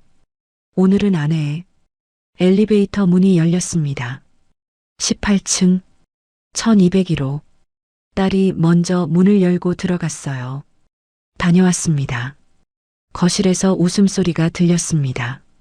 사돈의 웃음소리, 사위 형의 웃음소리, 화기애애한 가족 모임. 저는 현관에서 신발을 벗었습니다. 낡은 운동화가 아니었어요. 치수가 사준 검은 구두였습니다. 구두를 가지런히 놓고 거실로 들어섰어요. 웃음소리가 멈췄습니다. 사위가 소파에서 일어났어요. 얼굴이 굳어졌습니다. 아버님, 오랜만이다. 사돈이 자리에서 일어나며 어색하게 웃었어요. 어머, 사돈 어른. 오실 줄 몰랐네요. 갑자기 와서 죄송합니다. 할 말이 있어서요. 사위가 딸을 봤습니다. 딸은 고개를 돌렸어요. 아버님, 미리 말씀하셨으면. 앉아라. 제 목소리가 낮았습니다. 낮지만 단단했어요. 현장에서 직원 40명을 이끌 때 쓰던 목소리였습니다. 사위가 멈칫했어요. 그 눈에 처음으로 당황한 빛이 보였습니다. 앉으라고 했다. 사위가 천천히 소파에 앉았습니다. 사돈 부부도 자리에 앉았어요. 사위 형과 형수가 서로 눈치를 봤습니다. 딸이 맞은편 의자에 앉았어요. 두 손을 무릎 위에 올리고 떨리지 않았습니다. 저는 서 있었어요. 서서 그들을 내려다봤습니다. 오늘 내가 여기 온 이유를 말하겠다. 사위가 다리를 꼬며 말했어요. 아직 여유를 부리고 있었습니다. 아버님, 무슨 말씀을 그렇게 심각하게. 7년 전에 내가 이 아파트를 샀다. 거실이 조용해졌어요. 10억이었어. 내가 평생 모은 전부였다. 상가를 팔고 적금을 깨고 퇴직금까지 보탰다. 딸을 위해서. 사돈의 얼굴이 살짝 굳었습니다. 그때 사위가 나한테 말했지. 세금 문제가 있으니 자기 이름으로 해두는 게 좋겠다고. 세무사한테 확인했다고. 나는 믿었어. 사위니까. 사위의 입꼬리가 살짝 내려갔어요. 하지만 아직 태어난 척했습니다. 아버님, 그건 당시에 서로 합의한. 내가 말하고 있다. 사위의 입이 닫혔습니다. 그런데 알고 보니까 이 아파트가 매매로 등기돼 있더라. 사돈이 고개를 갸웃했어요. 매매요? 네. 내가 사위한테 10억에 판 걸로 돼 있습니다. 내가 한 푼도 안 받았는데. 사위의 얼굴이 하얘지기 시작했어요. 재킷 안주머니에서 마닐라 봉투를 꺼냈습니다. 테이블 위에 내려놓았어요. 등기부등본 사본입니다. 여기 보시면 매매로 돼 있어요. 그리고 이건 내 통장 거래 내역입니다. 7년 전부터 현재까지 사위한테서 10억을 받은 기록이 단 한 줄도 없습니다. 서류를 하나씩 펼쳤어요. 사돈이 몸을 앞으로 기울여 봤습니다. 사위 형도 눈을 가늘게 뜨고 봤어요. 사위의 이마에 땀이 맺혔습니다. 아버님, 이건 오해가. 오해? 아직 안 끝났어. 두 번째 서류를 꺼냈습니다. 이 아파트에 근저당이 설정돼 있습니다. 5억 원. 사위가 이 아파트를 담보로 5억을 대출받았어요. 사돈의 얼굴이 창백해졌습니다. 5억이요? 사돈이 사위를 봤어요. 사위가 고개를 숙였습니다. 내가 사준 집으로 5억을 대출받았어. 그 돈이 어디로 갔는지는 나도 모르겠다. 하지만 한 가지는 알아. 사위를 똑바로 봤습니다. 사위, 너는 나한테 이 집을 받았으면서 매매로 꾸몄어. 증여세를 안 내려고. 그리고 그 위에 5억을 대출받았어. 내 딸은 그것도 몰랐어. 사위가 입을 열었어요. 아버님, 그건 제가 설명. 설명? 그래, 설명해봐. 세금 문제가 복잡해서 세무사가 매매로 하는 게 낫다고. 그 세무사가 내 세무사잖아. 사위가 말을 잃었습니다. 그리고 하나 더. 주머니에서 핸드폰을 꺼냈어요. 녹음 파일을 재생했습니다. 사위의 목소리가 거실에 울려 퍼졌어요. 아, 그 10억짜리. 이제 15억이야. 장인어른 덕분이지 뭐. 근데 그 양반이 뭘 안다고. 내가 이 집 가치를 올린 거야. 거실이 얼어붙었습니다. 사돈의 입이 벌어졌어요. 사위 형이 고개를 돌려 동생을 봤습니다. 사위의 얼굴이 벌겋게 달아올랐어요. 이건 도청이잖아. 이게 합법이야? 대화 당사자가 녹음하는 건 합법이야. 변호사한테 확인했다. 사위가 딸을 봤어요. 눈이 뒤집힌 것 같았습니다. 당신이 한 거야? 딸이 일어섰습니다. 네. 내가 했어. 미쳤어? 남편을 녹음해? 남편이 아버지한테 한 짓을 녹음한 거야. 사위가 벌떡 일어났어요. 이거 다 계획한 거지? 당신이랑 장인이랑. 앉아라. 제가 말했습니다. 낮고 단단하게. 사위가 저를 봤어요. 이가 떨리는 것 같았습니다. 아직 안 끝났다. 녹음 파일을 다음 부분으로 넘겼어요. 사위의 목소리가 다시 나왔습니다. 전화 통화 내용이었어요. 이 과장, 이번 달 장부 정리됐냐? 감사전에 맞춰놔. 차액은 내 개인 계좌로 돌려. 거실의 온도가 떨어진 것 같았습니다. 사돈이 일어섰어요. 지금 이게 무슨 소리야? 사위 형이 말했습니다. 야, 너 회사 돈 빼돌린 거야? 사위가 아무 말도 못했어요. 얼굴이 하얗게 질려 있었습니다. 저는 서류를 정리하며 말했습니다. 내 변호사가 이미 모든 자료를 확보했다. 허위 매매 등기 취소 소송을 준비하고 있고 횡령건은 별도로 형사 고발할 거다. 형사 고발이요? 사돈이 비명에 가까운 목소리를 냈어요. 아버님, 잠깐만요. 이건 가정사잖아요. 굳이 형사까지. 가정사? 저는 사돈을 봤어요.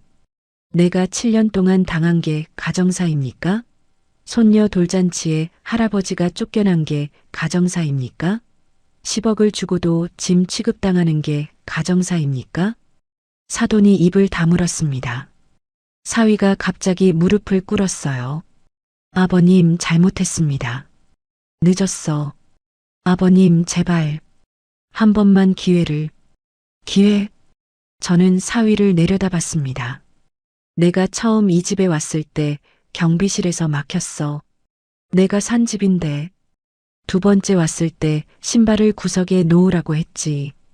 세 번째 왔을 때 은서한테 산 과자를 빼앗았어. 네 번째는 오지도 못했어. 사돈이 온다고. 사위의 머리가 점점 더 숙여졌습니다. 그리고 손녀 돌잔치 날. 내가 현관문 앞에서 들었어. 사위가 고개를 들었어요. 눈이 흔들리고 있었습니다. 내 아버지 자꾸 오는 거야? 동네 사람들한테 창피하게. 솔직히 월세 30만 원짜리 사는 사람이 여기 오면 경비실에서 뭐라 하는 줄 알아? 사위의 눈에서 눈물이 흘렀어요. 뉘우침인지 두려움인지 저는 구분할 수 없었습니다. 나는 그날 돌아갔다. 손녀 돌반지도 못 주고 석 달을 모아서 산 돌반지. 재킷 오른쪽 안주머니에서 버건디 벨벳 상자를 꺼냈어요. 테이블 위에 놓았습니다. 이거야. 아직도 가지고 있어. 석 달치 일당을 모아서 샀어. 주지도 못하고 반년을 베개 밑에 두고 잤다. 거실에 있는 모든 사람이 그 작은 상자를 봤습니다. 사돈이 입을 가렸어요. 사위 형수가 고개를 돌리며 눈물을 닦았습니다. 딸이 울고 있었어요. 소리 없이. 사위가 바닥에 이마를 대고 엎드렸습니다. 아버님, 죽을 죄를 지었습니다. 저는 한참을 내려다봤어요. 63년을 살면서 사람 위에 서본 적이 많지 않았습니다. 회사를 운영할 때도 직원들 위에 군림한 적이 없었어요. 하지만 이 순간만큼은 위에서 내려다봐야 했습니다. 무릎 꿇은 사위를 보면서 저는 분노보다 허탈했어요. 이 사람이 무릎을 꿇어서 속이 시원한 게 아니었습니다. 7년이 아깝다는 생각뿐이었어요. 나한테 잘못한 게 아니야. 사위가 고개를 들었어요. 내 아내한테 잘못한 거야. 그리고 은서한테. 딸을 봤습니다. 딸이 일어섰어요. 눈물을 닦고 똑바로 서서 사위를 내려다봤습니다. 나 이혼할 거야. 사위가 고개를 들었어요. 뭐? 이혼할 거야. 변호사도 있어. 사돈이 일어났어요. 이혼이요? 잠깐. 사돈 어른, 이건 좀. 사돈이 저를 봤습니다. 제가 말하길 기대하는 눈이었어요. 잠깐 생각해 봅시다 같은 말을. 하지만 저는 말했습니다. 내 딸이 결정한 겁니다. 사돈의 얼굴이 일그러졌어요. 사위 형이 동생의 팔을 잡았습니다. 야, 너 도대체 뭘 한 거야? 장인어른한테 그렇게 했어? 사위가 대답하지 못했습니다. 사위 형이 소리를 질렀어요. 사위가 움찔했습니다. 미쳤어? 집을 사줬는데 사기를 쳐? 회사 돈까지 빼돌려? 우리 집안 다 망하게 하려고? 사위 형수가 일어나며 말했어요. 도련님, 저는 도저히 이해가 안 됩니다. 장인어른이 이렇게까지 해주셨는데. 사위가 완전히 무너졌습니다. 바닥에 엎드려 울었어요. 어깨가 들썩였습니다. 저는 더 볼 필요가 없었어요. 테이블 위에 반지 상자를 집었습니다. 딸을 봤어요. 은서 데리러 가자. 딸이 고개를 끄덕였습니다. 현관으로 가면서 뒤를 돌아보지 않았어요. 사위의 울음소리가 등 뒤에서 들렸습니다. 신발을 신었어요. 검은 구두. 가지런히 놓여있던 자리에서 현관문을 열었습니다. 딸이 먼저 나갔어요. 저는 문을 잡고 한 번만 뒤를 돌아봤습니다. 7년 전 10억을 들고 이 문을 들어섰습니다.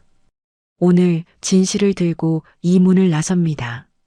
문을 닫았어요. 엘리베이터를 기다리면서 딸이 제 팔을 잡았습니다. 아빠 잘했어. 너도. 엘리베이터 안에서 거울을 봤어요. 지난번에는 늙고 초라하고 작아진 남자가 서 있었습니다. 오늘은 달랐어요. 차콜 그레이 양복을 입은 63세의 남자. 눈이 빨갛지만 등이 곧은 남자. 딸의 팔을 잡고 있는 아버지. 그 남자가 거울 속에서 저를 바라봤습니다. 처음으로 부끄럽지 않았어요. 은서를 데리러 갔습니다. 딸 친구 집이었어요. 초인종을 누르자 문이 열렸습니다. 할아버지. 은서가 달려왔어요. 작은 몸이 제 다리에 매달렸습니다. 안아 올렸어요. 이번에는 허리가 안 아팠습니다. 아드레날린 때문이었을까요? 아니면 마음이 가벼워져서였을까요? 할아버지, 오늘 멋있다. 은서가 제 양복 옷깃을 만지며 웃었어요. 할아버지 왕자님 같아. 웃음이 났습니다. 63세 왕자라니. 은서야, 할아버지가 줄 게 있어. 뭐? 은서의 눈이 반짝였어요. 재킷 안주머니에서 버건디 벨벳 상자를 꺼냈습니다. 반년을 베개 밑에 두고 잔 상자. 이게 뭐야? 열어봐. 은서가 작은 손으로 상자를 열었어요. 금반지가 반짝였습니다. 와, 예쁘다. 은서가 소리를 질렀어요. 이거 은서 거야? 응, 은서 거야. 할아버지가 은서 돌잔치 떼주려고 했는데 좀 늦었다. 괜찮아. 할아버지 선물이니까 더 좋아. 은서가 작은 손가락에 반지를 끼려고 했어요. 너무 커서 안 들어갔습니다.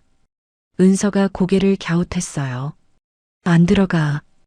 은서가 더 크면 들어갈 거야. 그때까지 할아버지가 보관해 줄까? 싫어. 은서가 가지고 있을 거야. 은서가 상자를 꼭 안았습니다. 작은 두 손으로 보물처럼. 할아버지, 고마워. 그 한마디에 모든 게 녹았어요. 반지하의 곰팡이 냄새도, 현관 앞에서 들었던 사위의 말도, 돌잔치에 못 간 날의 눈물도, 석 달을 일용직 나가서 번 돈으로 산 이 작은 금반지 하나가 반년의 기다림을 끝냈습니다. 딸이 옆에서 지켜보고 있었어요. 울고 있었습니다. 또, 하지만 이번 눈물은 달랐어요. 행복한 눈물이었습니다. 저도 울었어요. 참으려고 했는데 안 됐습니다. 은서가 반지 상자를 안고 할아버지 최고 하는데 63년치 눈물이 한꺼번에 쏟아졌어요. 은서가 놀란 눈으로 저를 올려다봤습니다. 할아버지, 왜 울어? 기뻐서 그래. 기쁘면 웃어야지. 할아버지는 기쁘면 울기도 해. 이상해. 은서가 작은 손으로 제 볼의 눈물을 닦아줬어요. 세상에서 가장 부드러운 손이었습니다. 그 뒤로 많은 일이 있었습니다. 변호사가 허위 매매 등기 취소 소송을 접수했어요. 동시에 횡령건으로 형사 고발장도 제출했습니다. 사위 쪽에서 합의를 요청해 왔어요. 사돈이 직접 전화를 했습니다. 사돈어른, 제가 우리 아들 대신 사죄드립니다. 소송을 취하해 주시면 아파트 명의를 돌려드리겠습니다. 변호사와 상의했어요. 어르신, 명예 환원은 당연한 겁니다. 그건 합의 조건이 아니에요. 그러면 어떻게 하면 됩니까? 아파트 명예 환원, 담보대출 5억 전액 사위 측 상환, 그리고 이혼에 대해 사위 측이 일체 다투지 않는 것. 이 세 가지가 최소 조건입니다. 그렇게 하겠습니다. 사위 쪽이 받아들였어요. 거부할 수 없었겠지요. 횡령건이 걸려 있었으니까. 형사건은 변호사와 논의 끝에 조건부로 고소를 취하했습니다. 사위가 횡령금 전액을 회사에 반환하고 자진 퇴사하는 조건이었어요. 사위는 모든 조건을 수락했습니다. 아파트 명의가 딸 이름으로 돌아왔어요. 10억이 아니라 15억짜리 아파트가. 하지만 솔직히 말하면 아파트가 돌아온 게 중요한 게 아니었어요. 딸이 그 집에서 벗어난 것. 은서가 아빠의 냉대에서 벗어난 것. 제가 더 이상 짐이 아닌 것. 그게 중요했습니다. 이혼이 확정됐어요. 딸이 은서를 데리고 나왔습니다. 처음 며칠은 반지하에서 셋이 지냈어요. 좁았습니다. 은서가 바닥에서 뒹굴고 딸이 좁은 부엌에서 라면을 끓이고 저는 구석에서 이불을 깔았습니다. 은서가 말했어요. 할아버지, 여기 좁다. 그래, 좁지? 근데 좋아. 왜? 할아버지가 있으니까. 그 말에 딸이 국자를 들다 멈췄어요. 저도 멈췄습니다. 좁은 반지하, 곰팡이 냄새, 반쪽짜리 창문. 하지만 은서가 옳았어요. 좁아도 좋았습니다. 서로가 있으니까. 2달 뒤에 이사했어요. 아파트 명의가 딸에게 돌아왔으니까 딸이 그 집에 다시 들어갈 수도 있었습니다. 하지만 딸이 고개를 저었어요. 그 집에서 안 살 거야. 그 사람 냄새가 나. 아파트를 팔았습니다. 15억에 딸이 조용한 동네에 작은 아파트를 샀어요. 방 3개짜리. 은서 방, 딸 방, 그리고 제 방. 이사하는 날 은서가 제 방문에 종이를 붙였어요. 할아버지 방. 크레파스로 쓴 글씨. 삐뚤삐뚤했지만 세상에서 가장 예쁜 글씨였습니다. 방에 들어서니까 작은 책상 위에 꽃이 놓여 있었어요. 딸이 사온 국화 한 다발. 아내가 좋아하던 꽃이었거든요. 이건 엄마가 좋아했잖아. 아빠 방에 놓으려고. 딸이 웃었어요. 저는 국화를 들고 한참을 섰습니다. 창문이 크더라고요. 햇빛이 쏟아졌어요. 반지하의 반쪽 창이 아니었습니다. 온전한 창문, 온전한 햇빛, 오랜만이었습니다. 치수회사에서 일을 계속했어요. 컨설팅이 자리를 잡으면서 현장 두 곳을 동시에 맡게 됐습니다. 30년 경력이 빛을 발했어요. 젊은 직원들이 저를 소장님이라고 불렀습니다.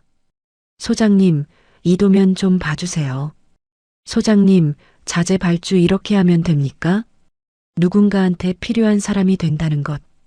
그게 이렇게 힘이 되는 줄 몰랐어요. 월급날이 되면 딸한테 생활비를 보냈습니다. 딸이 매번 거절했어요. 아빠, 나 괜찮아.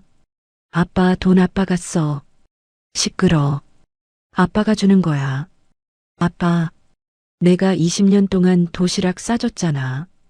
이제 밥값 좀 보태겠다는데 뭘? 딸이 웃었습니다. 아빠 도시락 계란말이 맨날 찢어졌잖아. 그래도 넌 한 번도 안 남겼잖아.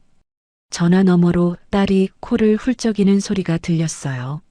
아빠 고마워. 뭘? 전부 다. 그해 가을, 은서의 5번째 생일이었습니다. 작은 아파트 거실에서 파티를 했어요. 큰 파티가 아니었습니다. 케이크 하나, 풍선 몇 개, 딸이 만든 미역국. 그리고 3사람. 은서가 촛불을 불었어요. 은서야, 소원 빌었어? 빌었어. 뭐 빌었는데? 말하면 안 되는 거야. 은서가 입을 꾹 다물고 고개를 저었어요. 그러다 참지 못하고 말했습니다. 할아버지랑 엄마랑 은서랑 계속 같이 사는 거. 딸이 웃으면서 울었어요. 저도 웃으면서 울었습니다. 케이크를 자르는데 은서가 말했어요. 할아버지, 은서 반지 보여줄까? 반지. 은서가 방에서 뛰어나왔어요. 손에 버건디 벨벳 상자를 들고 매일 밤 베개 옆에 두고 잔다고 했어요. 저처럼 상자를 열었습니다. 금반지가 반짝였어요. 아직 안 들어가? 은서가 손가락에 끼워봤어요. 여전히 컸습니다. 은서가 더 크면 들어갈 거야. 빨리 크고 싶다. 천천히 커. 천천히. 은서가 반지를 다시 상자에 넣고 뚜껑을 닫았어요. 두 손으로 꼭 안고 웃었습니다. 그 웃음을 보면서 생각했어요. 10억짜리 아파트보다 이 웃음이 비쌌습니다. 세상 어떤 것과도 바꿀 수 없는 것.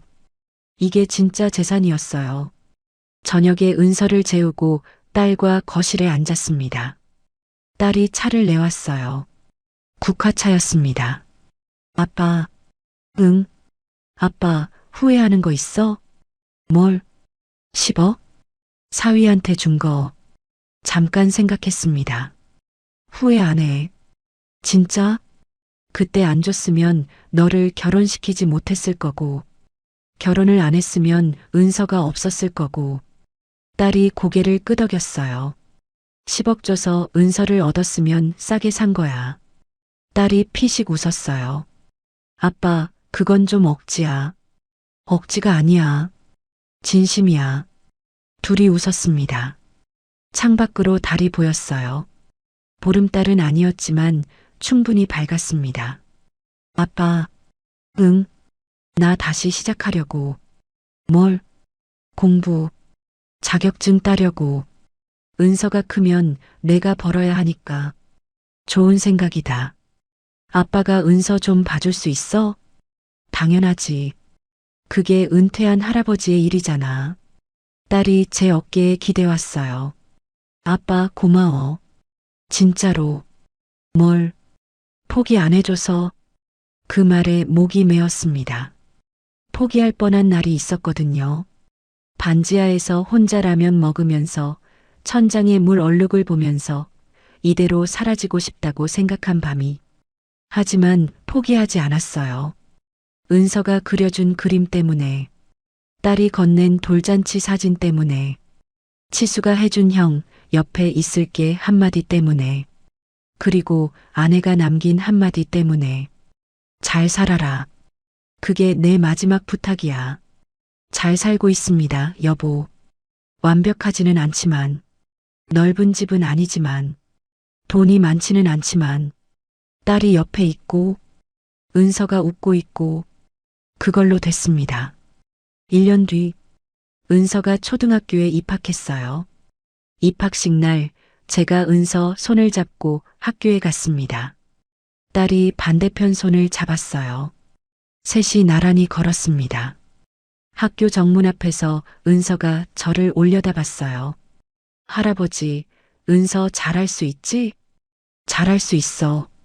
할아버지가 매일 데리러 와줘? 매일 올게. 약속? 약속? 은서가 새끼손가락을 내밀었어요. 저도 새끼손가락을 걸었습니다. 은서가 학교 안으로 뛰어들어갔어요. 몇 걸음 가다가 뒤돌아봤습니다. 할아버지, 은서 예쁘지? 교복을 입은 은서가 까르르 웃었어요. 그 손에 버건디 벨벳 상자가 들려 있었습니다. 학교에도 가져간 거였어요. 세상에서 제일 예쁘다. 은서가 웃으며 교문 안으로 사라졌습니다. 딸이 옆에서 웃고 있었어요. 아빠, 저 반지 언제쯤 맞을까? 글쎄, 중학생쯤? 그때까지 매일 베개 옆에 두고 잘 거야. 저 아이. 나도 그랬거든. 딸이 웃었습니다. 저도 웃었어요. 학교 앞 은행나무가 노랗게 물들고 있었습니다. 바람이 불어서 잎이 흩날렸어요. 딸이 팔짱을 꼈습니다.